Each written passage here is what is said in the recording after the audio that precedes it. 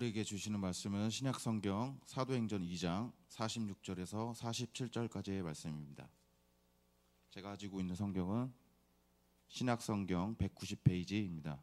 사도행전 2장 46절에서 47절 말씀입니다. 다 찾으신 줄 알고 제가 봉독하겠습니다. 날마다 마음을 같이하여 성전에 모이기를 힘쓰고 집에서 떡을 떼며 기쁨과 순전한 마음으로 음식을 먹고 하나님을 찬미하며 또 온 백성에게 칭송을 받으니 주께서 구원 받는 사람을 날마다 더하게 하시니라. 아멘. 저는 총신대학 신학대학원에서 실천신학을 가르치는 여러분들 생각에 실천신학이 어떤 신학인지 모르시는 분들도 있겠지만 말 그대로 실천하는 데 필요한 그런 신학이라고 생각이 됩니다. 그래서 교회 개척이랄지 복음 전도랄지 교회 행정이랄지 목회학이랄지 실제로 목사님들이 현장에서 필요한 그런 내용들을 학문적으로 신학적으로 가르치는 그런 교수라고 하겠습니다. 사실 저는 우리 교회에 저녁 모임이 금요 모임이 이렇게 큰지 몰랐습니다. 정말 몰랐습니다. 그래가지고 제가 저 뒤에 앉아 있고 앞에 앉아 있는데 제가 잘못 온 거 아닌가? 내가 이런 데서 이렇게 성도들 앞에서 설 그런 자격이 있나? 그 생각을 정말 해서 지금 좀 쫄았습니다. 제가 이게 별로 안 쪼는 성격인데 여기 와서 보니까 이렇게 워낙 많이 나오셔서 또 교회를 사랑하는 마음으로 이렇게 앉아 계시는 모습을 보고 이거 내가 준비를 제대로 한 건가, 또 방향을 제대로 읽은 건가, 사전 지식이 전혀 없어서 이 자리에 서 있는데 약간 긴장되기도 합니다. 전혀 긴장되어 보이지는 않죠. 이게 이제 프로 정신인데 속으로는 굉장히 긴장이 되고 지금 있습니다. 여러분이 함께 사역하시는 많은 부목사님들 계시는데 아까 인사를 하러 오셨는데 아주 많은 제자분들이 여기 부목사로 계셔서 참 반가웠습니다. 감사합니다.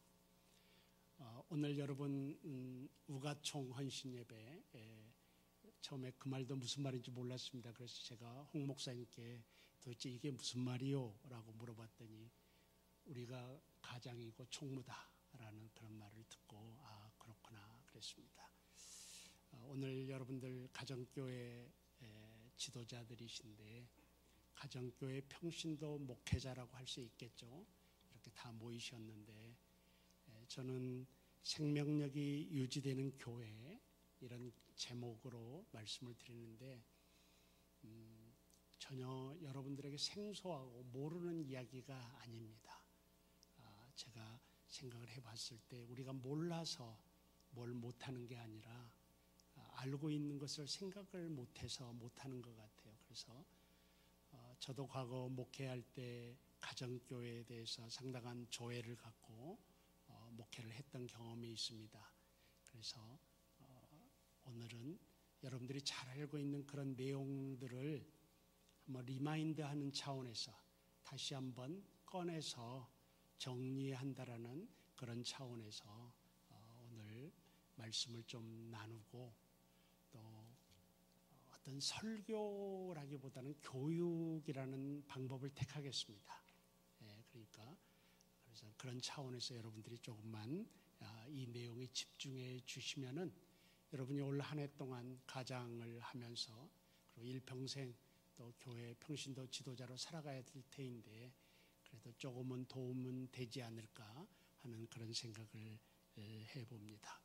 그래서 오늘 제목을 생명력이 유지되는 교회, 그래서 사도행전 2장 46절에서 47절 말씀을 가지고 이렇게 말씀을 좀 나누려고 합니다. 먼저 이렇게 되군요. 먼저 본문 설명을 좀 하고 넘어가십시다. 우리가 너무나 잘 알고 있는 내용인데요. 최초의 교회 에루살렘 교회의 모습을 이야기하고 있죠. 여기에는 많은 내용이 나오지만 이제 장소가 두 개가 나오는데 성전과 집이라는 두 모임 장소가 나옵니다. 그래서 많은 가정교회 또 소그룹을 운영하고 있는 교회에서 이 말씀을 통해서 하나는 대모임, 하나는 소모임. 대모임은 성전에서 모였던 모임, 소모임은 가정에서 모였던 모임. 이렇게 해서 성전과 집이라는 두 모임 장소입니다. 그리고 제가 아직 기계를 습득이 안 돼서 이렇게 가면 다음이죠. 그렇군요. 이제 알았습니다. 예, 예루살렘 교회의 모습이 있는데 기쁨과 순전한 마음으로 음식을 나누는 그런 모습이 있고 하나님을 찬미하는 모습이 있고 사람들에게 그래서 칭찬을 받았다는 그런 내용이 있고 구원받은 사람의 그 결과 날마다 더해졌다라는 예루살렘 교회의 모습이 있습니다. 가정 여러분, 우리는 1세기에 있던 예루살렘 교회와 똑같은 모습을 할 수는 없습니다. 왜냐하면 우리는 21세기에 살고 있고 그렇기 때문입니다. 그러나 우리가 알아야 될 것은 성경은 우리에게 문화를 초월해서 시대를 초월해서 우리에게 딱 알맞는 말씀입니다. 비록 성경책이 1세기에 기록되었다 할지라도 하나님의 말씀으로서 1세기 문화권 안에 기록되었다 할지라도 그 말씀은 21세기를 사는 우리들에게도 딱 정확한 말씀입니다. 맞는 말씀입니다. 어떤 차원에서 맞는 말씀입니까? 그들과 똑같이 산다는 점에서가 아니라 우리는 그들과 똑같이 살 수는 없습니다. 그러나 그 안에 있는 하나님의 마음을 읽을 수 있습니다. 그 말씀 안에 있는 하나님이 이 땅에 하나님 백성들에게 원하는 하나님의 마음과 하나님의 원리가 들어가 있습니다. 교회 모습도 마찬가지입니다. 우리들은 예루살렘 교회 같이 똑같이 질 수는 없습니다. 그러나 예루살렘 교회가 어떤 원리에 의해서 구성되었는가, 이건 우리가 발견할 수 있고요. 그리고 그 원리는 지금도 유효합니다. 지금도 유효합니다. 그런데 거기에 떡을 떼며 하나님을 찬미하며 그래서 사람들에게 칭찬을 받으며 그리고 그 결과 구원받은 사람이 날마다 늘어나더라 하는 이 말씀 속의 원리는 어려운 말이 아닙니다. 성경학자들만의 이해할 수 있는 말이 아니거든요. 헬라어를 알아야 이해할 수 있는 말이 아닙니다. 우리 모두가 이 말씀을 읽으면 아하, 예루살렘 교회에 이런 모습이 있었구나. 그렇다면 21세기 우리 와우리 교회에 이 말씀이 어떻게 적용될 것인가를 찾아야 올리래요. 이렇게 좀. 네. 여러분도 보셨나요? 깜빡깜빡 나오는 예. 네. 이렇거든요. 이 원리를 우리 교회에 어떻게 적용할 수 있을까를 깊이 묵상해야 되는 것입니다. 그리고 그 말은 너무나도 쉽습니다. 떡을 뗐다. 기쁨과 순전한 마음으로 음식을 나눴다. 하나님을 찬미했다. 그래서 사람들의 칭찬을 받았다. 그래서 하나님께서 그 교회에 구원받은 숫자를 날마다 더해 주셨다라는 그 원리가 여러분 우리 와우리 교회 여러분들에게도 그대로 적용되기를 주의 이름으로 축원합니다. 그러면은 이 말씀 속에서 잠깐만요. 다음으로 넘어가야 되는데 맞습니다.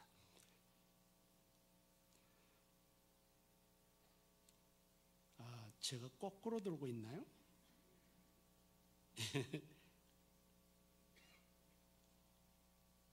됐습니다. 네, 됐습니다. 이제 여러분 이 말씀 속에서 교회가 무엇이라는 것을 알 수 있습니다. 본문의 모습이 바로 교회의 모습이라고 할 수 있습니다. 교회는 그리스도에 대한 신앙을 고백하는 사람들의 모임입니다. 마태복음 16장 18절에 너는 베드로라 내가 이 반석 위에 내 교회를 세우리니 라고 했습니다. 이 반석은 뭐겠습니까? 베드로의 신앙 고백이거든요. 주는 그리스도시요 살아계신 하나님의 아들이시니이다 라는 신앙 고백이거든요. 여러분, 이 신앙을 고백하는 사람들의 모임이 교회라는 것은 여러분 다 아실 것입니다. 건물이 교회가 아니죠. 건물은 교회를 담고 있는 당입니다. 그래서 우리는 교회 당이라고 말하고 있습니다. 진짜 교회는 뭡니까? 이 당 안에 있는 여러분들이 교회입니다. 사람이 바로 교회인 것입니다. 많은 교회들을 보게 되면은 교회 당에다 충성하는 것을 하나님께 충성하는 것으로 여깁니다. 특별히 전통적인 교회일수록 정말 핏값으로 헌금해서 교회당을 지은 교회일수록 교회당을 하나님으로 생각합니다. 그런데 사랑하는 우리 성도 여러분, 교회당은 건물일 뿐입니다. 그 안에 있는 여러분이 중요하고 여러분들이 바로 교회라는 사실을 기억해야 될 것입니다. 정말 많은 교회를 들여다보면 훌륭한 교회당 안에 정말 문제투성이 교회가 담겨져 있습니다. 교회당은 훌륭한데 그 안에 있는 진짜 교회인 성도들 간에는 분쟁이 있고 성도들 간에는 사랑하지 못하고 하는 그런 모습들을 보면서 뭔가 잘못됐구나. 이건 초대교회 모습이 아니로구나. 교회의 모습이 아니로구나 라고 생각을 합니다. 그리스도에 대한 신앙을 고백하는 여러분들의 모임이 바로 교회라는 사실을 기억하시기 바랍니다. 세 번째로 살아있는 유기체로서의 한 공동체입니다. 유기체라고 합니다. 교회는 조직체라기보다는 유기체라는 것은 생명체라는 것이죠. 에베소서 1장 23절에 교회는 그의 몸이다. 골로새서 1장 18절에 그는 몸인 교회의 머리시라 해서 교회를 하나의 생명청, 하나의 몸으로 비유해 놓은 것을 볼 수 있습니다. 교회는 생명체입니다. 따라서 생명체이기 때문에 생명력이 필요합니다. 생명체이기 때문에 생명력이 필요합니다. 만약에 생명력이 없다고 한다면 그 생명체가 아니라 단순한 조직체에 불과할 것입니다. 여러분 이제 돌아보십시오. 와, 우리 교회가 생명체인가 조직체인가? 여러분이 섬기는 가정교회가 지금 살아있는 생명체인가? 아니면 단순히 몇 사람이 모이는 조직체에 불과한가? 이것을 우리가 생각해야 됩니다. 고린도후서 4장 10절에 우리가 항상 예수의 죽음을 몸에 짊어지면 예수의 생명이 우리 몸에 나타나게 하려 함이라. 예수님을 믿는다는 것은 예수의 생명이 우리 몸에서 나타나야 되는데 생명력이 무엇이냐? 교회가 가져야 할 생명력이 무엇이냐 할 것 같으면 예수님의 생명입니다. 이것이 나타나야 된 것이죠. 그래서 몸이 세포로 조직되어 있듯이 교회라는 몸도 여러 세포로 조직되어 있습니다. 그리고 그것을 우리는 가정교회라고 이야기하고요. 이 가정교회는 생명력으로 서로 연결되어 있어야 됩니다. 이것이 바로 교회라고 할 수가 있죠. 성전이라는 장소와 집이라는 장소는 오늘날로 말하면 주일 모임과 가정교회 모임을 대표한다라고 할 수가 있을 것입니다. 그래서 이러한 가정교회들로 이루어진 큰 교회, 그러나 가정교회 안에 성도와 성도가 생명력으로 인도되어야 되고 나아가서 가정교회로 모여진 이 큰 교회 역시 또 생명력으로 이어져야 한다는 사실을 우리에게 말씀하고 있습니다. 여러분 생명력을 잃어버리지 않도록, 그러면 생명력이 무엇인지는 예수 그리스도의 생명이라고 그랬는데 뒤에 가서 조금씩 설명을 하도록 하겠습니다. 그럼 가정교회 존재 목적이 무엇입니까? 여러분 잘 알고 있는 내용들일 텐데요. 생명력이 유지되는 교회를 유지하는 것입니다. 가정교회의 목표는 사람과 사람 사이의 관계가 성경적이 되게 하는 데 있습니다. 단순한 조직으로 이끌어가면 안 되고요. 성경적인 것은 무엇이겠습니까? 서로 사랑하는 관계를 의미합니다. 가정교회 안에 생명력이 유지돼야 되는데 그 생명력의 모습은 서로 사랑하는 관계입니다. 사랑하는 사이라고 할 수가 있겠죠. 사랑하는 관계는 어떤 관계겠습니까? 우리가 잘 알고 있는 내용들입니다. 서로의 짐을 지고 서로 유익을 주고 서로를 위해서 기도해주고 서로로 인해 기뻐하고 서로 편안한 그런 관계인 것입니다. 편안한 관계인 것이죠. 이게 생명력이 유지되는 교회를 유지하는 것이 가정교회의 첫 번째 목적이라고 하겠습니다. 두 번째는 복음 전도입니다. 교회를 부흥하게 하는 것이죠. 가정교회 존재 목적은 여러분 배가입니다. 가정교회 존재 목적은 배가라는 것이죠. 배가는 뭡니까? 더블 되는 것이죠. 그래서 마지막에는 또 분가하는 것이죠.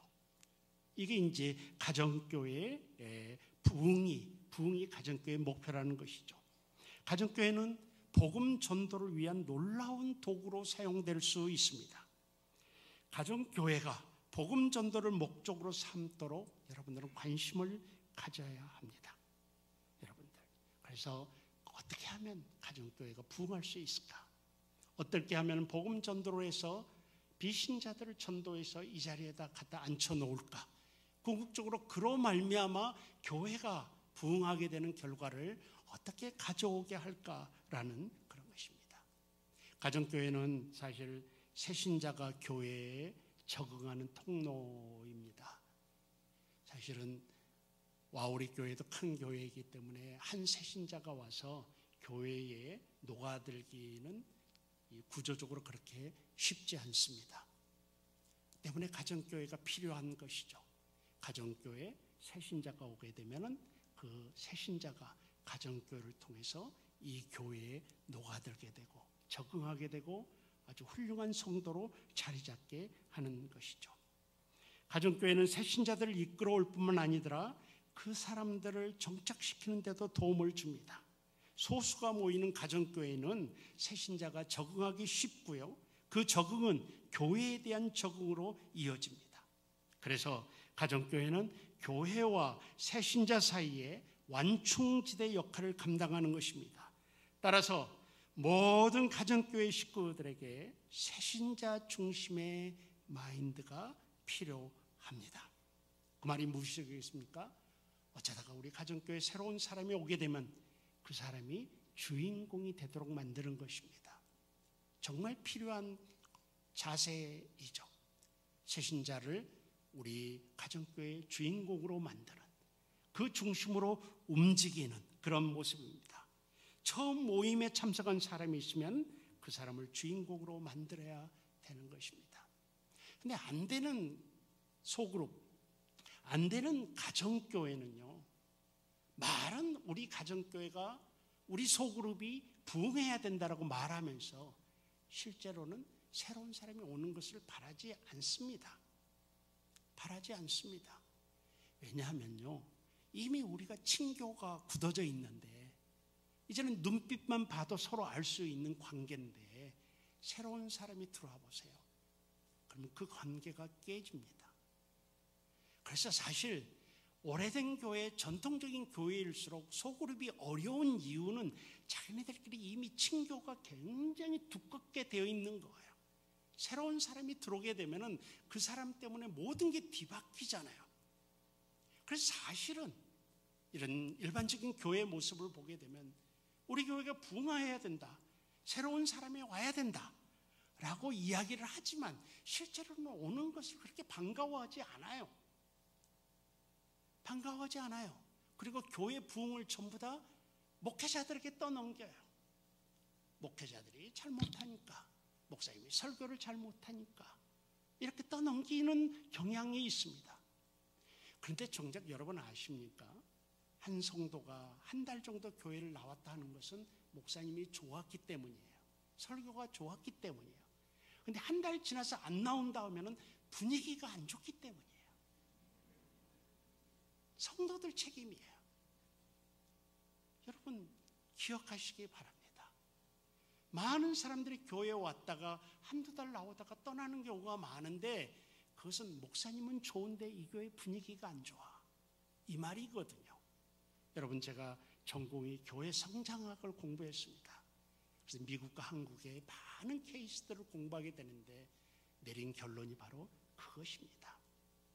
가정교회도 마찬가지입니다. 가정교회도 새신자가 들어오게 되면 그 새신자를 주인공으로 만드는 데는 온 가원들의 희생이 필요합니다. 희생이 필요해요. 말도 줄여야 되고 하고 싶은 말도 안 해야 되고 그 사람을 주인공으로 만들고 그 사람이 말하도록 해야 되고 그 사람 시간에 맞춰야 되고 그 사람 위주로 가야 되는 것이 왜? 이제 왔으니까. 목적이 뭐예요? 우리 가온이 되게 하고 우리 와우리 교회 성도가 되게 하는 그 통로가 가정교회니까.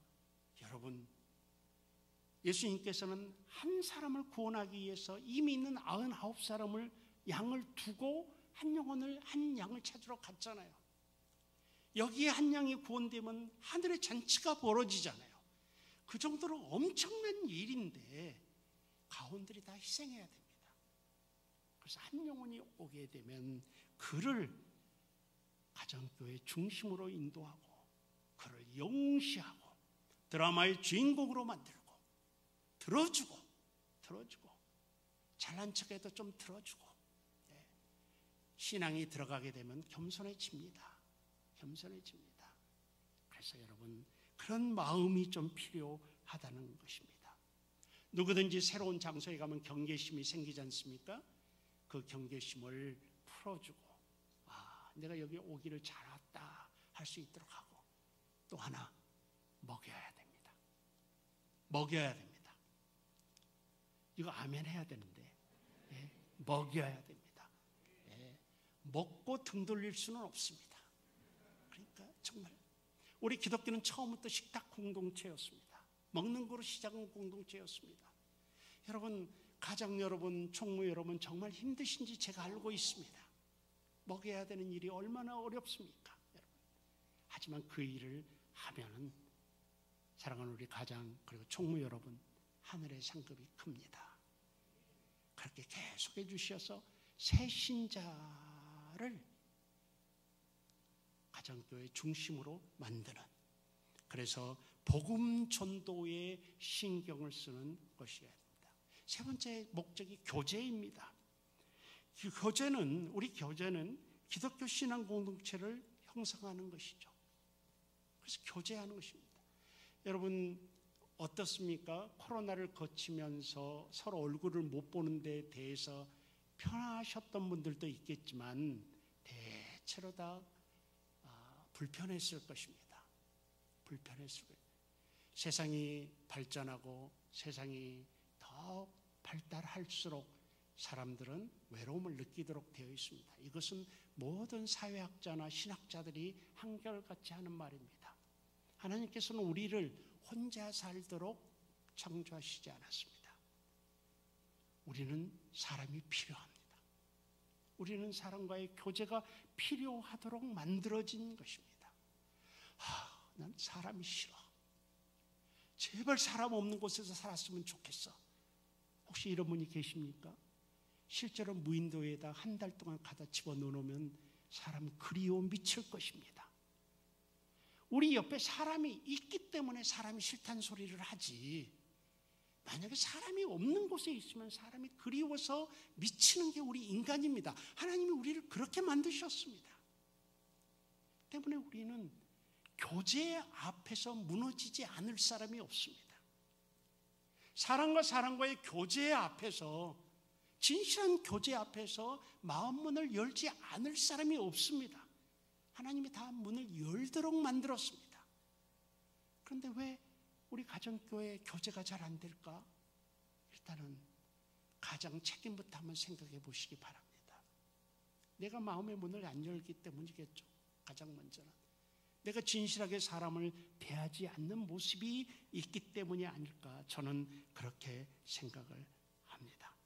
교제는 가정교회 식구들로 하여금 여러분 살면서 같이 어울리면서 기독교 신앙을 배우게 하는 것입니다.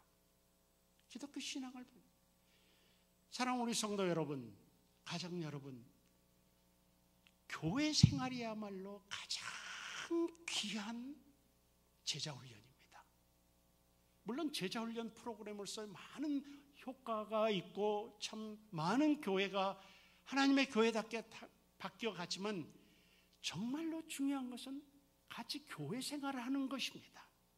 예배 참석하고 성가대하고 봉사하고 교사하고 교회 하는 프로그램에 참여하고 행사에 참여하고 이런 교회 생활을 통해서 가장 중요한 게 뭐냐면 기독교 문화를 배우는 것입니다. 여러분 지식은요 교실을 통해서 배울 수 있습니다. 그러나 우리 기독교 문화는 서로 어울리는 교제를 통해서 배울 수가 있습니다. 여러분 할렐루야. 예, 이거예요.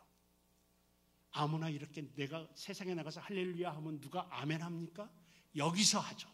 여기서. 그렇죠. 처음에 교회 오신 분 아멘 소리 못해요. 앞에서 내가 할렐루야 해도 아무도 아멘 안 해. 처음에 온 사람은 이게 뭐지? 그러나 점차 교회화되는 거예요. 교회에서 쓰는 용어를 배우게 되고 교회에서 하는 행동을 배우게 되고 여러분 이게 사실은 더 무서운 기독교 교육이 기독교 문화에 빠져들게 하는 것입니다. 이것은 지식으로만 되지 않아요. 이것은 삶이 서로 겹쳐질 때 이루어질 수 있는 것입니다. 그래서 이 가정교회라는 것은 이런 대규모 교회가 아니라 가정교회에서 소수들이 모여가지고 교제를 함으로 서로의 영향을 주고받죠. 기독교 문화가 서로 전달되고 그 안에서 익숙해지게 되는 것입니다. 그래서 교제가 정말 중요합니다. 교제는 우리가 같이 먹고 같이 이야기하고 같이 웃고 이 차원을 넘어섭니다. 그게 교제의 하나의 도구는 될 수 있지만 진짜 교제는 서로 삶이 영향을 주고받아서 기독교 신앙이 서로 영향을 주고받는 그게 교제의 마지막 목적이라고 할 수 있습니다. 그 일을 하셔야 됩니다. 그 일을 하셔야 되죠. 이런 교제를 이런 교제의 목적을 생각한다고 한다면은 가정교회에서 세상적 이야기 별로 안 하게 돼요. 여러분 저는 미국에서 목회를 했는데 모이기만 하면 소그룹 모이라고 가정교회 모여놓으면 골프 이야기나 하고 이역만리 떨어진 미국에서 본국의 정치에 왜 그렇게 관심이 많은지 정말 여러분보다 더 많습니다. 정치가. 거기서 아무 영향도 없는데 거기서 그냥 본국의 정치에 조국에 대한 애틋한 마음 때문이겠죠. 그러니까 기독교 문화가 형성되지 않음을 제가 많이 느꼈습니다. 많이 느꼈습니다. 많은 준비를 하셔서 교제는 기독교적인 문화가 정착될 수 있도록 이렇게까지 하셨으면 좋겠습니다. 이것이 가정교회 존재 목적 3가지를 제가 말씀드렸습니다. 다음은 가정교회가 잘 되었을 경우를 좀 생각해 보십시다. 목적을 이야기했고요. 그 목적이 잘 드러나면은 가정교회가 잘 되는 것이겠죠. 가정교회가 잘 되었을 경우 첫째는 성경적인 모델의 교회가 됩니다. 예루살렘 교회에 적용되던 원리들이 드러나게 되는 것이죠. 처음에 우리가 이야기했죠. 예루살렘 교회의 그런 모습들이. 그래서 궁극적으로 교회가 부흥하게 됩니다. 믿는 사람들 숫자가 늘어나게 됩니다. 우리 가정 여러분, 총무 여러분, 부가장 여러분, 교회는 성장해야 됩니다. 양쪽으로 성장해야 됩니다. 교회는 성장해야 됩니다. 예루살렘 교회는 성장했습니다. 성경에 있는 모든 교회들은 성장했습니다. 우리나라 교회들도 성장해야 됩니다. 여러분 우리나라 복음화율이 얼마나 되신지 아십니까? 19.8%입니다. 길거리에 나가면 10명 만나면 2명도 교회를 다니지 않습니다. 우리들은 주변에 다 믿는 사람이 있어서 우리나라가 다 믿는 나라 같아요. 기독교 나라 같아요. 왜? 내 주변에는 믿는 사람들이 너무 많으니까. 다 믿는 사람 안에 있으니까. 그러나 실제적으로 밖에 나가면은 길거리에 걸어다니는 10사람 중에 2사람도 교회를 다니지 않습니다. 실제로 교회를 다니는 사람은요, 여러분 19.8% 안에는 여러분 사이비 집단도 포함되어 있습니다. 19.8% 안에는 교회를 안 나가는 교인도 포함되어 있습니다. 그래서 실제로 정통적인 이런 교회를 다니는 사람들은 14% 정도밖에 안 됩니다. 100명을 만나면 14명 정도가 교회를 다니는 나라가 우리나라입니다. 우리나라는 비신자의 나라입니다. 때문에 교회는 아직도 성장할 필요가 너무너무 큽니다. 만족하면 안 될 것입니다. 여러분 더 성장할 수 있도록, 가정교회가 더 부흥할 수 있도록 여러분들은 정말 노력하셔야 될 하나님이 주신 특별한 사명이 여러분들에게 있다는 사실을 기억하셔야 됩니다. 그런데 성경적인 교회가 어떤 교회냐 했을 때 많은 교회들이 이렇게 이야기를 합니다. 내적으로 성장하면 돼, 성숙하면 돼. 아니에요. 사도행전에 나와 있는 교회들을 보면은 성경적인 교회의 마지막 모습은 부흥하는 거예요. 여러분 아십니까? 지금 여러분들은 성도들이라서, 평신도들이라서 제가 심하게 말을 못합니다. 그런데 사실 목사님들 교육을 나가게 되면 제가 이런 말을 합니다. 우리는 뭐 성장주의, 성공주의, 교회가 성공주의에 빠졌네, 성장주의에 빠졌네, 교회가 대형화에 빠져있네, 이러면서 스스로 그 생각을 하면서 나는 내 교회의 양적 성장보다는 내적인, 영적인 성장만을 추구하겠다라고 이야기를 해요. 맞아요. 그 말이 틀린 말은 아니에요. 여러분들 가정교회 리더를 하시면서 우리 가정교회는 우리가 영적으로 그냥 성숙하면 돼, 이렇게 생각하시고 있는 분이 계십니까? 우리끼리 그냥 정말 그리스도인답게 살자, 우리 이렇게 다짐하십니까? 절반의 진리입니다. 성경의 교회들은 그 과정을 거쳐서 반드시 마지막 결과가 뭐였는가 하면은 양적인 부흥으로 나타났습니다. 물론 우리가, 여러분이 이슬람 세계 같은 그런 특별한 지역에서 가정교회 가장을 한다고 해보십시다. 이슬람 사람들을 대상으로 양적인 성장이 올 수 없습니다. 현실적으로. 그러나 여러분은 지금 이슬람 세계에 살고 있지 않습니다. 화성시에 살고 있습니다. 나가면은 10명 중에 8명이 교회를 다니지 않는 세계에 살고 있습니다. 그렇다고 한다면은 마지막 과정은 양적인 부흥으로 나타나야 됩니다. 이게 참된 교회의 모습입니다. 예루살렘 교회로부터 우리가 받아들일 수 있는 하나의 원리라고 할 수 있겠죠. 그래서 양적인 부흥을 여러분 무시하시면 안 됩니다. 양적인 부흥을 생각하지 아니하면 안 됩니다. 뒤에 가서 말하겠지만 가정교회는 교회 안에 교회입니다. 옛날에 구역이 아니거든요. 구역은 어떤 의미에서는 교회를 조직하는 조직으로서의 역할을 감당을 했습니다. 그래서 교회가 성도들을 통솔하기 위한 하나의 조직의 역할을 구역이었죠. 가정교회는 구역이 아닙니다. 가정교회는 교회 안에 작은 교회죠. 교회의 역할을 감당해야 됩니다.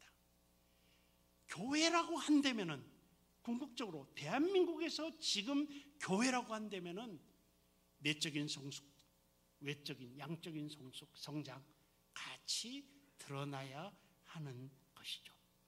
여러분, 가정교회가 잘 되었을 경우 성경적 모델의 교회가 되는데, 성경적 모델의 교회의 마지막 열매는 부흥이라는 사실을 좀 기억하셨으면 좋겠습니다. 믿습니까? 여러분, 그래서 그 일에 전념하셔야 됩니다. 첫째, 그래서 가정교회가 잘 되었을 경우 성경적인 모델의 교회가 됩니다. 두 번째로 생명력이 넘치는 영적으로 건강한 교회가 됩니다. 세포와 세포가 피가 잘 통하고 세포와 세포가의 산소가 공급이 잘 되고 우리 몸의 지체와 지체가 서로 잘 연결되었을 때 그 몸은 건강한 몸이라고 할 수가 있습니다. 근데 우리 안에 세포가 죽어가면 그게 암입니다. 그리고 그 암세포 하나는 번식률이 굉장히 좋습니다. 여러분 무슨 말이겠습니까? 가정교회 하나가 교회 세포로서 잘 된다고 한다면 건강한 세포가 되고 그것은 주변에 영향을 끼치고 전체 교회를 이끌어가는데 부족하지 않게 된다는 것이죠. 가정교회는 그리스도의 몸된 교회의 세포들입니다. 사랑의 관계로 이루어진 공동체가 됩니다. 서로에게 짐을 지고 서로의 짐을 지어주고 서로에게 유익을 주고 서로를 위해 기도해주고 서로로 인해 기뻐하고 서로 평안해하고 서로에 대해 책임을 지는 그런 공동체가 되는 것이죠. 또한 가정교회가 잘 되면 가정교회가 하나의 교회이기 때문에 가정교회 안에 모든 가원들이라고 하는 것 같아요. 가원들이 사역하게 만들 수 있습니다. 그들이 비록 교회 전체의 공적인 사역에는 투여되지 않는다 할지라도 가정교회 자체가 하나의 교회이기 때문에 그 안에서 서로 사역할 수 있게 만들 수 있습니다. 그래서 각종 은사가 최대한대로 사용됩니다. 가정교회가 잘 되면 그래서 평신도들이 사역하는 교회가 됩니다. 평신도들이 사역하는 교회. 성도 여러분, 원래 교회는 평신도들이 일하는 곳이었습니다. 평신도들이 주인공들이 원래 교회였습니다. 오늘날에 여러분 평신도들이 너무 이렇게 뭐랄까요? 구경꾼에 있고 피동적이 되어 있고 나머지 전문 사역자들에 의해 교회가 이끌어지는 모습이 있는데 초기 교회는 그렇지 않았습니다. 다 평신도들이 교회 사역을 감당했었습니다. 그래서 여러분 20세기 후반부터 21세기 이르기까지 평신도를 살려내자. 원래 평신도의 자리에 평신도들이 있게 하자. 그건 뭐죠? 사역하는, 일하는, 봉사하는, 그들에 의해서 교회가 이끌어지는 그런 것입니다. 여러분 가정교회가 잘 되잖아요. 그러면 평신도들이 교회의 중요한 일들을 잘 감당하게 됩니다. 여러분 스스로가 이미 가정으로서의 중요한 위치에 있습니다. 복된 위치에 있습니다. 여러분이 쓰러지면 교회가 쓰러지는 것이죠. 벌써 이미 가정교회로 이렇게 교회가 전환되고 이런 구조로 갔을 때 평신도들의 위치가 올라가게끔 중요하게끔 가치 있게끔 되는 것입니다. 교회에는 있잖아요. 전도와 양육과 사역과 교제와 예배라는 5가지 기능이 있는데 이 중에서 공적인 예배를 제외한 다른 모든 기능은 가정교회를 통해서 가장 잘 성취될 수 있습니다. 여러분이 그만큼 중요한 위치에 있는 것이죠. 그리고 양쪽으로 부흥하는 교회가 됩니다. 여러분 그리고 가정교회가 잘 되면은 중대형 교회가 직면하는 교제와 친교의 한계성을 극복하는 교회가 됩니다. 여러분 큰 교회일수록 구경꾼이 많다고 하지 않습니까? 큰 교회일수록 숨어있는 성도들이 많다고 하지 않습니까? 대형 교회일수록 교회에 그냥 예배만 살짝 드리고 오는 그런 분들이 많다고 하지 않습니까? 그리고 일면에서 맞는 말인 듯합니다. 우리와 우리 교회는 어떻습니까? 여러분이 이 가정교회가 잘 되면 그런 성도들 하나도 없게 됩니다. 하나도 없게 됩니다. 가정교회가 잘 되면 모든 성도가 하나의 공동체로 될 수 있는 것이죠. 여러분들이 그 역할을 감당해야 됩니다. 여러분이 잘 이 역할을 감당하면요, 저 뒤에 우리 담임 목사님이 앉아 계시는데 여러분 성도가 얼마나 되는지 모르겠습니다. 근데 맨날 와서 저 끝에 앉아 있는 성도가 과연 우리 목사님을 보고 친밀한 내 담임 목사님, 이렇게 생각할 수 있을까요? 구조적으로 너무 크기 때문에 그게 안 됩니다. 그런데요, 제가 와우리 교회 이야기를 하는 것이 아니라 와우리 교회는 아마 이런 교회일 것입니다. 1년이 지나도 구조적으로 담임 목사님을 한 번 만나기도 힘들어요. 그런데 그 평신도가 생각하기에 담임 목사님이 항상 내 옆에 계신 분이야. 날마다 만나는 분 같이 느껴져요. 1년에 한 번 뵙기도 힘든 담임 목사님, 이렇게 생각해 보면은 1년에 한 번 대신방 받기도 힘든 우리 담임 목사님, 그런데 그렇게 못 만나도 주일날 설교하시는 것만 봐도, 그런데 그 마음 속에는 어떤 마음이 있는가 하면은, 와, 우리 담임 목사님, 내 담임 목사님, 나하고 늘 같이 있는 담임 목사님, 이런 느낌을 받아야 됩니다. 근데 그게 어떻게 해서 가능하신지 아십니까? 여러분의 역할입니다. 여러분의 역할인 거죠, 결국은. 그래서 가정교회가 잘 되고 여러분의 역할이 정말 살아있다고 한다면은, 여러분의 교회, 대형교회라고 할 수 있는 여러분의 교회가 자칫 소외시킬 수 있는 누군가를 다 교회 안으로 품게 할 수가 있습니다.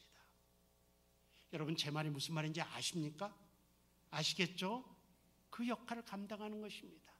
그 역할을 뒤에 가서 설명하겠지만 중개자의 역할이라고 합니다. 여러분들은 그런 중개자의 역할을 감당하는 것이죠. 결국은 가정교회가 잘 되면 성경적인 교회, 모델의 교회가 되고요, 생명력이 넘치는 영적으로 건강한 교회가 되고요, 양적으로 부흥하는 교회가 되고요, 소외될 수 있는 어떤 사람들까지도 다 포함시킬 수 있는 그 친교의 한계성을 극복하는 그런 멋진 교회가 되는 것입니다. 이게 가정교회가 잘 되었을 경우예요. 그런데 가정교회가 잘 되기만 하면 좋은데 어떻게 했어요? 잘 못 될 수도 있어요. 이 땅의 모든 제도는 완벽하지 않습니다. 완벽은 주님 오셨을 때 완벽히 이루어집니다. 이 땅의 모든 제도는, 교회의 모든 제도는, 아니 이 땅의 모든 교회는 완벽하지 않습니다. 그리고 그 교회 안에 있는 어떤 제도나 형식이나 법도 완전하지 않습니다. 잘못 사용하면은 항상 부작용을 일으킬 수 있습니다. 가정교회도 그렇습니다. 가정교회가 잘못되면, 가정교회가 잘못되었을 경우, 이 점에서 여러분들이 조금만 더 신경을 좀 쓰셨으면 좋겠습니다. 가정교회가 잘못되었을 경우, 첫째, 단순 친교 모임으로 전락할 위험성이 있다. 그냥 사회적인 그룹이에요. 일주일에 한 번, 2주일에 한 번 만나서 밥 한 끼 먹으면서 세상 이야기하면서 형식적인 모임, 이렇게 친교, 단순한 사회적 그룹. 여러분, 가정교회는 단순한 친교만을 위하거나 아니면 옛날 구역처럼 성경 공부를 위한 그런 모임은 아닙니다. 단지 그런 것만 나타난다고 한다면 그 가정교회는 병든 가정교회입니다. 가정교회는 앞에서도 말했지만 교회 안에 교회이어야 합니다. 교회의 기능이 사라져 있습니다. 교회의 기능이 뭡니까? 많습니다. 그런 것들이 살아있어야 됩니다. 그렇지 아니하면은 하나의 친교만을 위한 친교 그룹이 된다든가, 아니면 가장이 그냥 이런 삶의 나눔은 잘 안 되고, 그러니까 성경 공부만 준비해가지고 애써 성경 가르치고. 여러분 혹시 가정교회를 이끌어 가는데 어떤 분들은 오셔서 그냥 이론적인만 이야기하시는 분들이 있으면 상당히 골치 아프죠? 안 그런가요? 그런 모임이 아닙니다. 그렇게 치우쳐진 모임이 아니죠. 그러니까 교회의 기능이 살아있도록 해야 될 것입니다. 각 가정교회는 만남이 아니라 동역의 원리에 의해서 운영되어야만 합니다. 동역의 원리. 동역의 원리는 각 가정교회 식구의 은사들을 여러분들이 이 사람은 뭐가 어떤 은사가 있다를 분별해서 그 은사를 사용할 수 있도록. 여러분, 목사님들은 비밀을 하나 제가 알려드릴게요. 목사님들은, 담임 목사님이나 여러 교구 목사님들은 새로운 분이 딱 오잖아요. 그러면은 맨 먼저 그걸 반갑습니다, 잘 오셨습니다 하는데 속으로는 뭔지 아세요? 이 사람을 어떻게 써먹을까? 본능적으로 그렇게 생각을 합니다. 이 사람을 교회에서 어떻게 써먹을까? 그 말인즉슨 이 사람에게는 하나님이 어떤 은사를 주셨을까?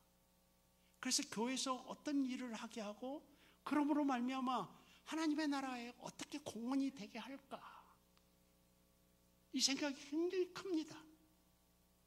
목사님들에게는 특별한 은혜를 주셔서 그런 성도들하고 처음 보는 성도를 이야기를 해보면 대충 압니다. 이분이 어떤 은사를 하나님으로부터 받았겠군요. 자, 가정교회는 교회 안에 교회라고 했습니다. 교회는 담임 목사님이 있듯이 가정교회는 가장이 있습니다. 가장은 뭡니까? 그 가정교회의 평신도이지만 목회자입니다. 목회자죠? 그렇다고 했을 경우 가운데를 바라보면서 목회자의 눈으로 바라보셔야 되겠죠? 그래서 하나님께 이 가운에게 어떤 은사를 주셨을까? 그러면 어떻게 일하게 만들까? 어떻게 하나님을 위해서 써먹을까? 요 고민, 요 시선을 봐야 돼요. 이게 동역의 원리로 가정교회를 이끌어가는 것입니다. 그러니까 내 가정교회를 교회 안에 하나의 독립된 교회로 보는 것이죠. 어떻게 이 가운을 하나님을 위해서, 우리 가정교회를 위해서 써먹을 것인가? 기도하면서 면밀하게 그 사람의 기질도 발견하면서 그래서 하나님 앞에서 일할 수 있도록 만드는 것입니다. 여러분, 교회는 새신자가 옵니다. 새신자가 왔다고 해서 다 교인이 되는 게 아닙니다. 새신자가 오면은 그 다음에는 동화 과정이 필요합니다. 이 교육에 녹아드는 과정이 필요합니다. 그래서 교회는 새신자 부서에서는 새신자를 어떻게 맞이할 것인가 연구해야 되지만 그 단계로 끝나면 안 됩니다. 그 다음에는 이 새신자가 어떻게 우리 교회의 성도가 녹아들 것인가, 이게 동화 과정이라고 할 수 있습니다. 여러 연구가 되어 있습니다. 성도가 교회 처음 나와서 이 교회까지 가도록. 여러분, 마지막 그 과정 중에 하나가 일을 주는 것입니다. 일을 주는 것입니다. 일을 주었을 때 그 성도가 내가 이 교회에 소속됐다라는 느낌을 받습니다. 많은 교회 가면은 새로운 사람들이 일 주기를 꺼려합니다.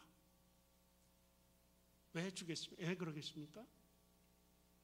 일단은 그 일을 하고 있는 기존 성도가 있어. 그렇기 때문에 새로운 사람이 일을 주려면 그 사람에게서 뺏어서 줘야 돼.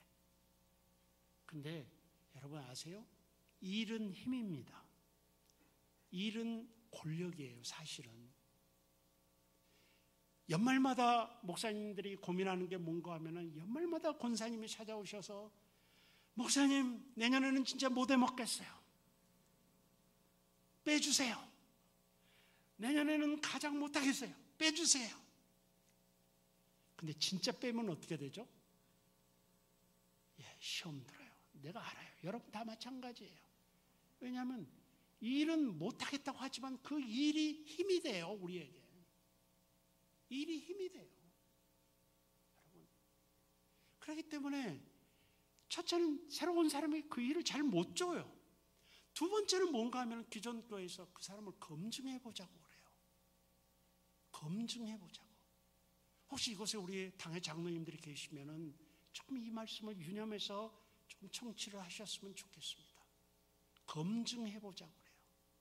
검증하다가 성도들 다 놓쳐요. 생각해보면은 새로운 사람에게 일을 줬을 때 성공할 확률과 실패할 확률은 50대 50이에요. 50대 50이에요. 실패할 수도 있고 성공할 수도 있어요. 되는 교회는 성공한 50%에 투자를 해요. 안 되는 교회는 실패한 50%를 자꾸 되새겨요. 목사님 그거 보세요. 전에도 그랬는데 안 됐잖아요. 자꾸 그러는 거예요. 이게 이런 모습이 있거든요. 우리 와우리 교회는 물론 어떤 절차는 거쳐야 되겠지만 새로 오신 분들에게 그들의 은사를 사용할 수 있도록 하는데 주저함이 없었으면 좋겠어요. 그게 교회가 성장하고 잘 되는 방법입니다. 그것이 교회가 동역에 의해서 이끌어지는 교회입니다. 영어로는 파트너십이라고 합니다. 동역에 의해서 이끌어지는 열린 교회라고 할 수 있습니다. 여러분, 가정교회도 마찬가지입니다. 가정교회도 단순한 만남이 아니라 밥 먹고 헤어지는 것이 아니라 형식적인 삶의 나눔 몇 마디 하고 헤어지는 것이 아니라 궁극적으로는 하나님 나라를 위해서 일하는 곳으로 가야 됩니다. 그것은 파트너십이라고 할 수 있고 동역의 원리라고 할 수 있습니다. 일반적으로 학자들이 통계를 내보니까 한 교회가 일하는 사람은 15%입니다. 15%에서 20%. 사실 20-80 법칙이 있습니다. 20-80 법칙이 있습니다. 20%가 80%를 언제나 책임진다라는 원리입니다. 곤충의 세계에서도 그러고요. 동물의 세계에서도 그러고요. 우리 인간에게서도 그럽니다. 이 원리를 여러분 교회에 적용한다고 한다면 실제로 여러분 교회에 여러분이 20%에 해당할 것입니다. 20%. 사실은 20%가 일하고 20%가 헌금하고 20%가 봉사하고 그리고 80%는 그냥 따라오는 이게 20-80 법칙입니다. 여러분 이게 참 묘해요. 그러면 예를 들어서 여기서 20% 여러분을 가지고 교회를 따로 만들었어. 그러면 여러분이 열심히 일했던 분이기 때문에 따로 만들면 그 교회가 100% 다 일할 것 같죠? 그런데 여러분만 모아서 또 일해놓으면 여러분 중에 80%를 또 놀고 먹어. 20%가 일하게. 그럼 80% 전혀 일하지 않는 사람들 있어요. 그럼 그 사람들만 뽑아가지고 교회를 세웠어. 그럼 그 교회 망할 것 같죠? 그 중에 20%가 또 일해요. 성도 여러분, 내가 하고 있는 일에 대해서 교만할 이유가 없어요. 내가 없어지면 누가 그 일을 해요? 하게끔 되어 있어요. 하나님의 교회가 그런 거죠.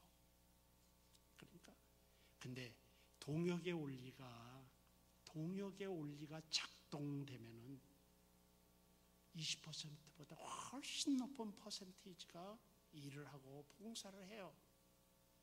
전부 다 교회에 대한 주인의식을 갖고 일을 하게 되어 있습니다. 때문에 여러분 앞으로 시각을 좀 바꾸십시오. 이 가온을 가정교회를 위해서 그리고 하나님을 위해서 어떻게 써먹을고 어떻게 일하게 할고 이걸 기도 중에 면밀하게 분석하고 관찰해서 그를 일하도록 만들어야 됩니다. 그래야 그 가정교회 명실상부한 가온이 됩니다. 그래야 가온이 되죠. 그렇지 않으면 몇 년을 데리고 있어도 생산적이지 않는 가온이 됩니다. 물론 그런 가온도 가치는 있습니다. 버리지 마십시오. 절대로 버리면 안 됩니다. 저희 아버지도 목사님이신데 제가 담임 목사를 담임 목회를 시작하니까 아버지가 저를 앉혀놓고 하는 말이 저희 아버지는 뭐 옛날 분이라 지금 90세인데 옛날 분이라 신학도 많이 공부하지 못하고 그랬던 분이에요. 그런데 정말 하나님 앞에 신실하게 서울에서 목회하다가 이제 원로 목사님으로 계시는데 그분이 저희가 하는 말이 양 목사야, 버릴 성도는 없다. 버릴 성도는 없다. 반드시 써먹을 때가 온다. 정말 귀한 가르침이었습니다. 반드시 그 양을 통해서 젖을 짤 때가 온다. 지금 뿔났다고 버리지 말아라. 지금 젖을 짜지 않는다고 소외시키지 말아라. 저는 그 말씀을 여기에 계신 여러 부목사님들 뿐만 아니라, 부목사님들 대부분이 제 제자들인데 뿐만이 아니라 가장인 여러분들에게도 하고 싶어요. 가원들 중에 좀 미운 가원이 있습니까? 아유, 저 친구는 좀 안 왔으면 좋겠다. 여러분, 그렇지 않습니다. 그렇지 않습니다. 반드시 하나님 나라의 유용한 일꾼이 될 날이 옵니다. 인내하고 기도하고 그리고 동역의 원리로 그를 바라보고 격려하고 칭찬하고 예뻐하고 사랑하고 그러면은 훌륭한 여러분의 도움자들이 되리라고 믿습니다. 그래서 가정교회가 잘못되었을 경우 단순 친교 모임으로 전락할 위험성이 있습니다. 두 번째로 가정교회가 잘못됐을 경우 교회 내의 분파 형성의 장이 될 수가 있습니다. 이건 꽤 두려운 내용이죠. 정치적 그룹이 될 수 있습니다. 어떤 의견이나 세력을 위해 이용되는 장이 될 수도 있습니다. 은혜와 감격과 삶을 나누는 장소가 아니라 격렬한 토론의 장이 될 수도 있습니다.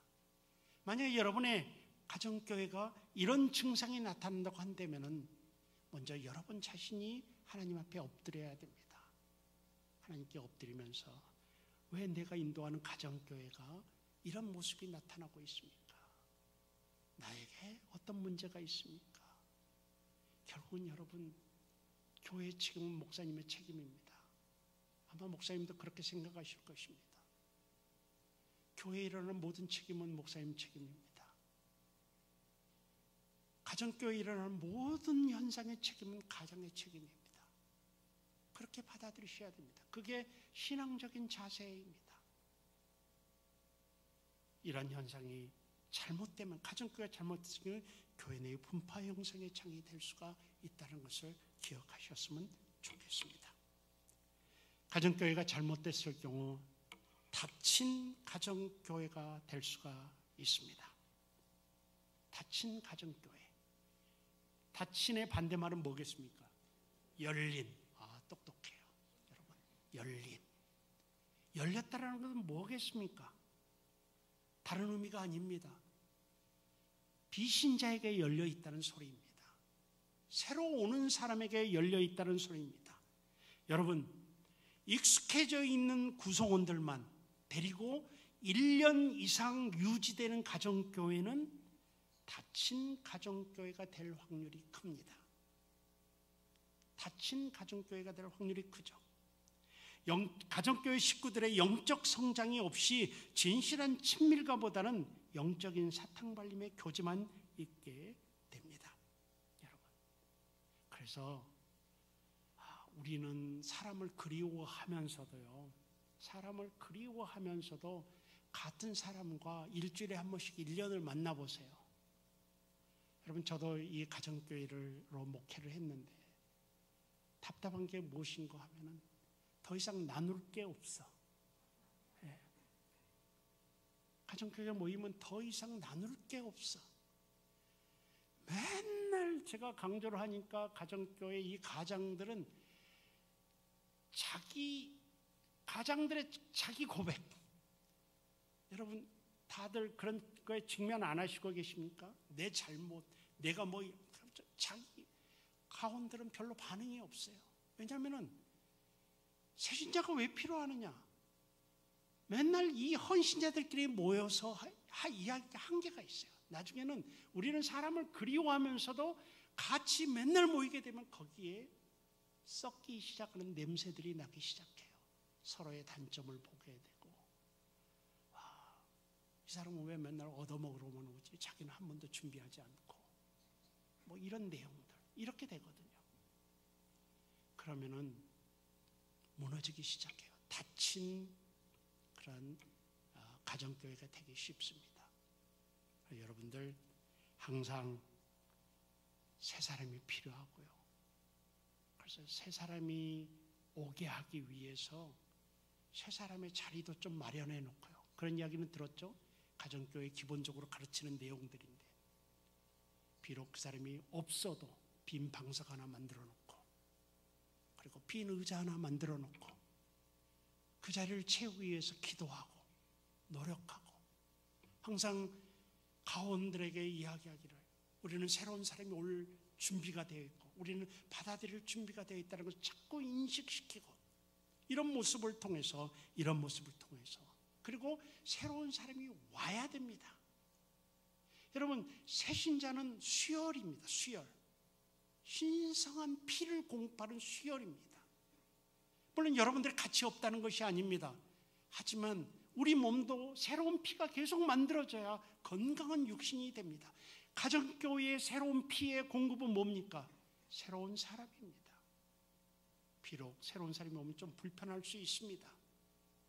그럼에도 불구하고 새로운 사람이 와야 혈액순환이 잘 되게끔 되어 있다는 것을, 어떤 사람, 어떤 가정교회 식구들 의무감으로 참석하고 조금만 길어져도 시계만 쳐다보고 관계에 있어서 적당한 거리 유지하고 가까워지지도 않고 멀어지지도 않고, 그런 분들은 일단 가정의 눈에 보기에는 골치 아픈 사람이지만 그 근본적인 책임은 가정에게 있다는 사실을 기억하셨으면 좋겠습니다.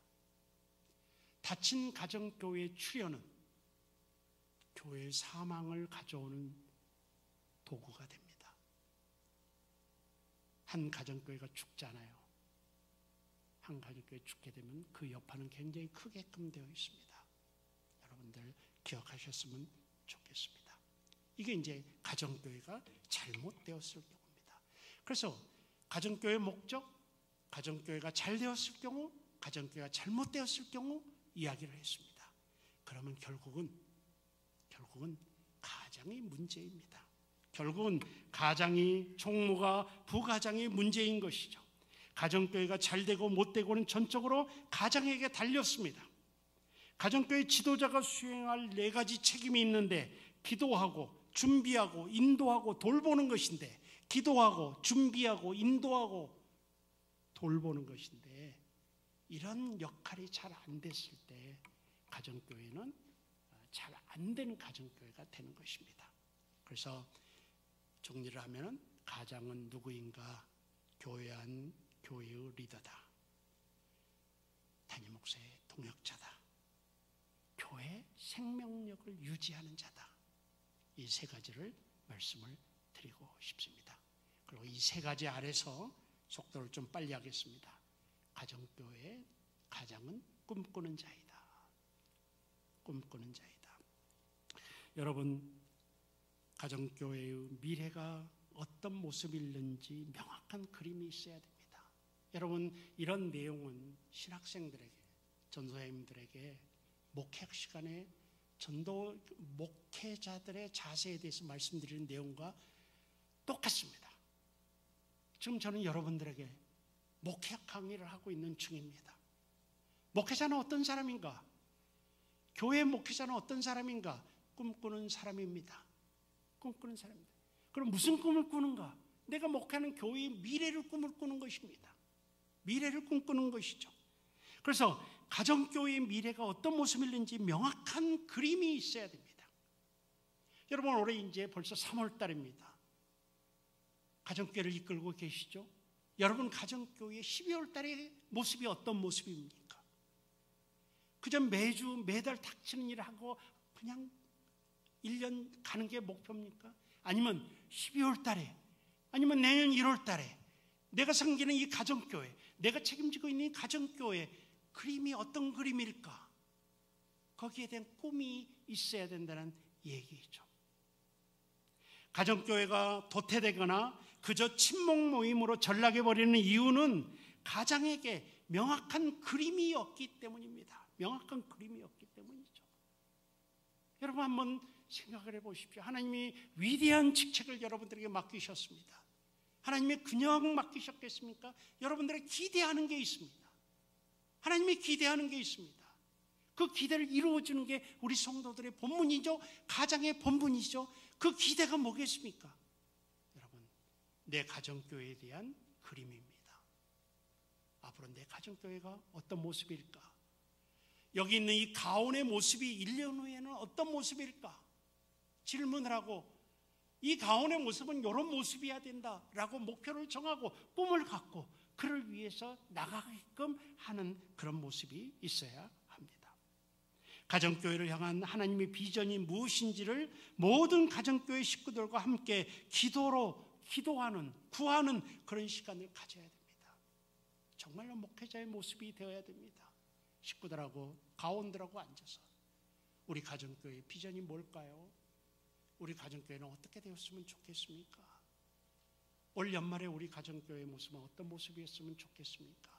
서로 기도하고 이야기하고 꿈을 나누고 여러분들이 하나님 앞에 기도함으로 하나님이 주신 비전을 그림으로 잘 그려가지고 가온들에게 설명하고 이게 필요한 것입니다. 이걸 하지 아니하면은 도태할 수 있고 그저 친목 모임으로 전락하고 마는 것입니다. 가정교회의 궁극적인 골은, 목표는 여러분 다시 한번 말하지만 배가입니다. 배가가 목표이어야 됩니다. 아니, 배가는 모든 소그룹 운동의 마지막 목적입니다. 그런데 가정교회는 특별히 더합니다. 왜? 가정교회는 교회니까요. 가정교회는 교회니까 특별히 더 하는 것입니다. 그래서 배가 할 수 있는 그런 비전과 꿈을 만들어야 할 것입니다. 가정교회 가장은 코치, 교사, 연출자, 산파입니다. 가정교회 가장은 말씀을 보여주는 사람입니다.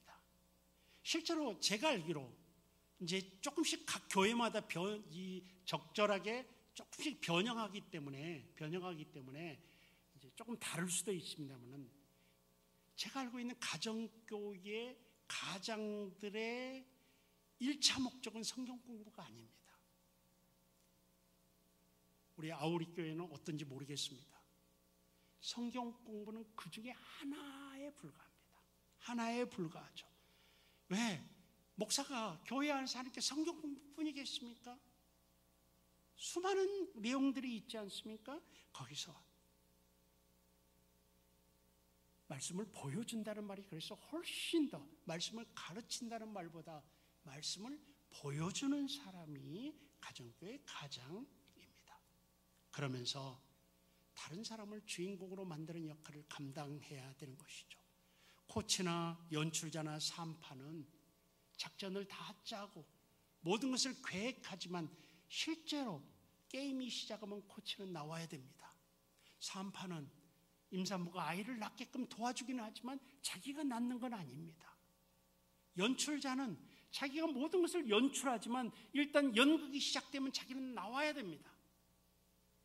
이것이 산파나 코치나 교사나 연출자의 모습이거든요.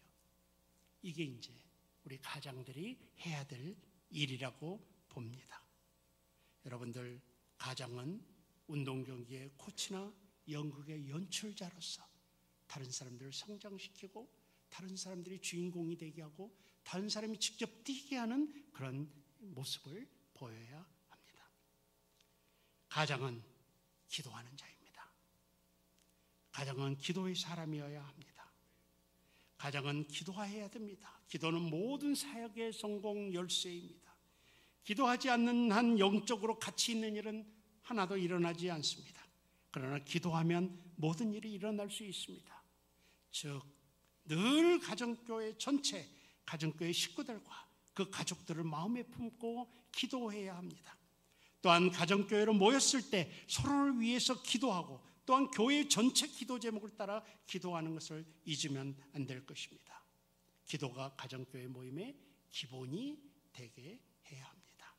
가정교회 모임은 어떻게 보면 말씀보다도 기도가 강조되는 모임입니다. 특별히 다른 사람을 위한 기도가 모임에서 강조되어야 합니다. 실제적으로 여러분, 일주일에 닷새 이상 매일 길게 1시간, 2시간 하면 좋습니다. 그러나 제가 목사이면서도 그리고 성도들을 보면서도 정기적으로 30분 이상 기도하기 힘든 세상에 우리가 살고 있습니다. 솔직하게 제가 보니까 그렇더라고요. 그래서 여러분들 일주일에 닷새 이상 매일 30분 이상씩 기도하십시오.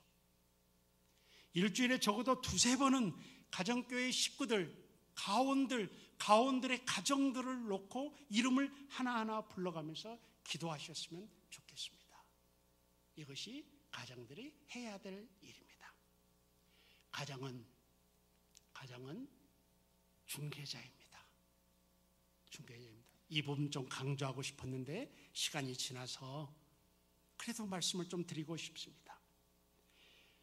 이 가정은 교회 소식을 늘 가정교회 식구들에게 상세히 설명하여 그들로 하여금 내 교회라는 의식이 약해지지 않도록, 그 누구도 교회로부터 소외되지 않도록 하는 역할을 감당하셔야 됩니다.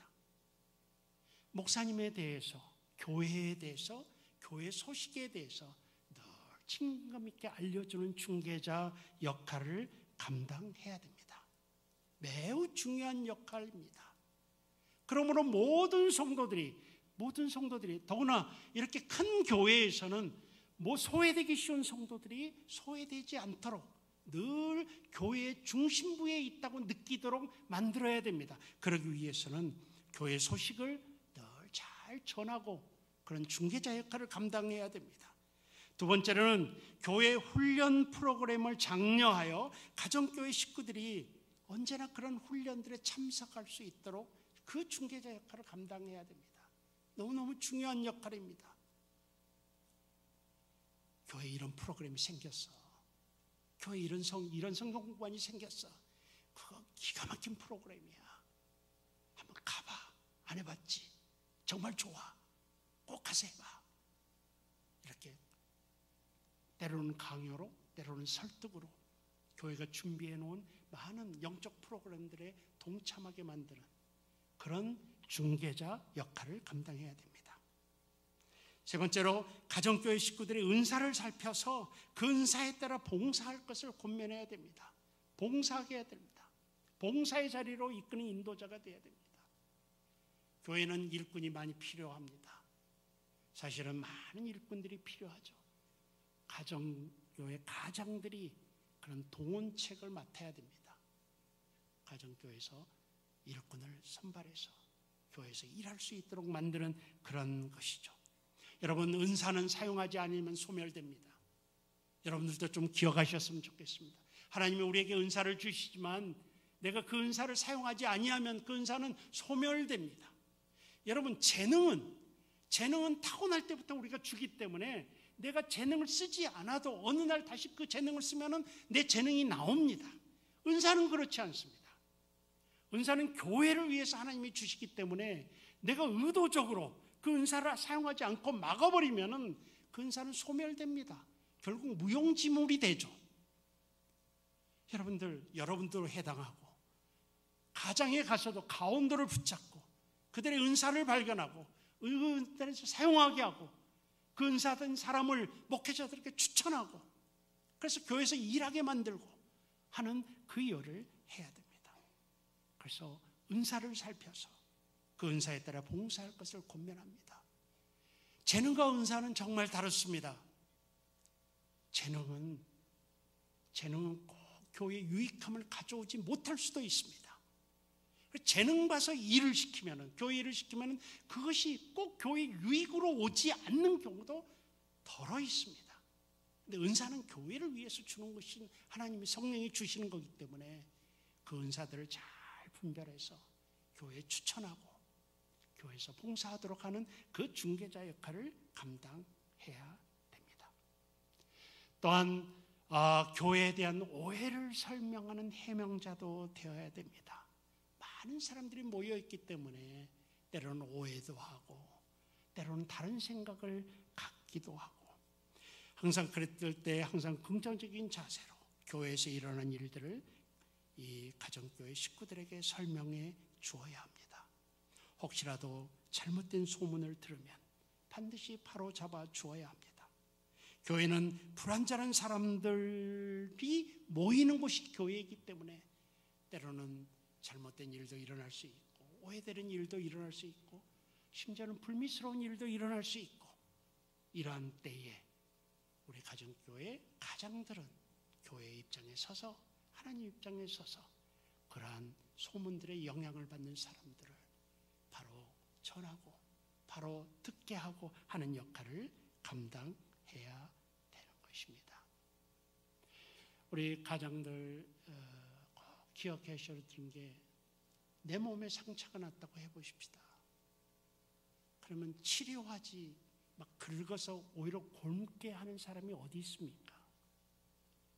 내 몸에 상처가 나면, 여러분, 교회는 한 몸이거든요. 한 몸이거든요. 그리고 우리는 그 몸을 이루고 있는 지체입니다. 그렇다고 하면 교회에 어떤 상처가 났다면 내 몸에 상처가 난 것이거든요. 내 몸에 상처가 납니다.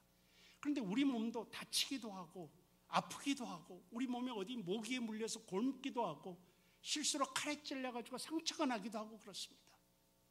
살아있는 생물체의 특징은 흠이 나고 상처 있고 곪을 수 있다라는 거예요. 몸 어디인가 고장날 수 있다라는 거예요. 무생물은 고장나지 않아요. 무생물은 상처 나지 않아요. 살아있는 자만의 특징입니다. 그러면 내 몸에 상처가 나면 싸매잖아요. 교회가 살아있는 한 몸입니다. 교회는. 그런데 교회 안에 여러 가지 일이 일어날 수 있습니다. 그 중에 어떤 일들은 내 몸에 상처와 같은 그런 일도 있을 수 있습니다. 그럴 때 가장들이 해야 될 일이 뭐겠습니까? 흠집을 내는 게 아니라 싸매는 것이죠. 치료하는 것이죠. 그리고 그 치료를 자기 가정교회까지 확장시키는 것이죠. 그리할 때 교회는 정말 평화롭고 은혜로운 교회가 되리라고 믿습니다. 시간이 돼서 여기까지만 하겠습니다. 사실은 가장은 자기 관리자이다 라는 그런 내용을 하려고 했는데, 여러분 그것은 여러분이 교재 강의 안에 나와 있으니까 한번 참조하시기 바랍니다. 여러분 탈진을 관리해야 됩니다. 여러분 모든 것을 다 할 수 없습니다. 모든 것을 다 하고 모든 가원들에게 모든 일에 책임지려고 하는, 그렇게 하다가 탈진이 옵니다. 연약성과 한계성을 인정하십시오. 영웅주의를 탈피해야 됩니다. 언어 습관을 잘 관리해야 됩니다. 여러분의 생활 자세를 관리해야 됩니다. 그런 내용들은 교안에 강의 안에 있으니까 참조해 주시기를 바랍니다. 결론, 지상교회의 생과 사를 생각하십시오. 교회는 죽을 수 있습니다. 왜? 생명체이니까. 그래서 주변에 많은 교회들이 죽습니다. 왜 죽습니까? 교회가 왜 죽습니까? 생명체이니까. 여러분, 교회는 그래서 생명력이 넘치는 교회가 돼서 왕성하게 살아있는 교회가 됩니다. 교회의 생명력은 가정에게 달렸습니다. 가정교회는 교회의 생명력을 유지하고 연장하는 성경적 목회 구조입니다. 여러분의 책임을 잘 감당하시고 여러분에 대한 복은 하나님이 주실 것입니다. 열심히 하시면 하늘의 복뿐만이 아니라 이 땅의 복도 하나님께서 베풀어 주실 것입니다. 여러분 인생에 안 풀리는 문제가 있습니까? 목사로서 여러분들에게 선언하는데 인생에 안 풀리는 문제가 있을 때 하나님의 일에 충성하십시오. 우선은 안 풀리는 문제가 더 급한 것 같지만 그러나 그 일 잠깐 접어두고 여러분에게 주어진 이 거룩한 직분에 최선을 다하십시오. 하나님께서 그 외의 문제까지도 다 해결해 주시는 복을 주시리라 믿습니다. 확신합니다. 그러한 가장들이 되시기를 주의 이름으로 축원합니다.